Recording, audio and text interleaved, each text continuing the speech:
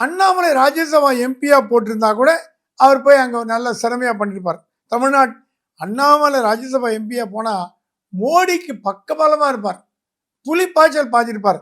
அதுவும் கொடுக்கல. ஸோ இப்போ என்ன ஆகி போச்சு, 2ஆம் கட்ட தலைவர்லாம் டெல்லியே அண்ணாமலை ஓரம் கட்டுறது போல இருக்கு.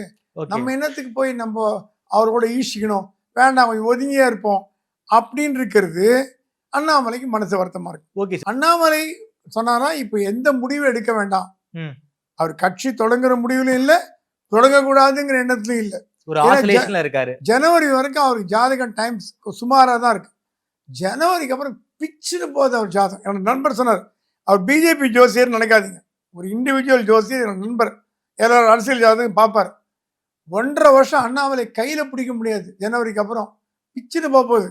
அவர் வேண்டான்னா கூட அவர் முன்னிலைப்படுத்தப்படுவார் அப்படின்னு சொல்றாங்க. இந்த நியூஸ் அண்ணாமலைக்கு போகாம இருக்காது, ஏன்னா அவரும் ஜோசியரை பார்த்துருப்பாரு, தெரியாது, நமக்கு தெரியாது. ஜனவரிக்கு அப்புறம் ஆரம்பிக்கலாமான்னு ஒரு ஐடியா இருக்குன்னு சொல்றாங்க. புதிய கட்சியா? புதிய கட்சி, புதிய இது. அதுக்கு அந்த கட்சி அப்படியே தோக்கப்பட்டாலும் அது மோடி பிஜேபிக்கு ஆதரவா இருக்கும்.